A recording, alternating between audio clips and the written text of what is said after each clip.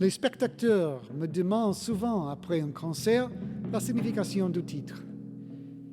Il n'y a aucun rapport avec le cri du petit oiseau jaune, mais plutôt avec une variante des suites de la danse baroque qui a été nommée ainsi du fait qu'elle provenait des îles Canaries.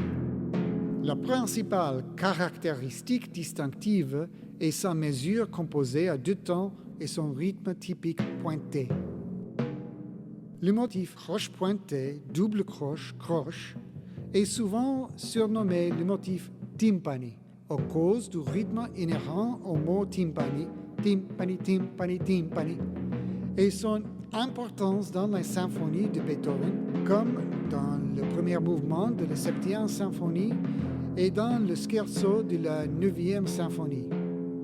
C'est essentiel d'exécuter ce rythme avec grâce et sensibilité. C'est une figure à 3 notes et chaque note a une accentuation différente.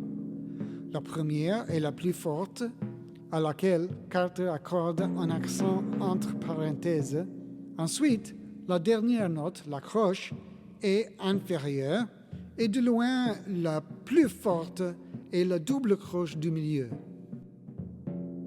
Comme pour récitatif, j'utilise les baguettes Big Fifth ET4 European Classic Staccato. Ceci parce que je veux maximiser l'articulation des figures rythmiques très sèches d'après lesquelles ce morceau a été nommé. Une section réellement intéressante et difficile à exécuter proprement est l'accélérando métricalement modulé de la main droite, tandis que la main gauche maintient une vitesse constante de 64 battements par minute. Ceci se produit au milieu de la 2e page. Une bonne façon de vérifier par vous-même est de régler le métronome à 64 et de faire correspondre ce battement avec votre main gauche. Bien sûr, vous pouvez également jouer ce morceau en vous aidant du métronome personnalisé que j'ai inclus dans ce DVD.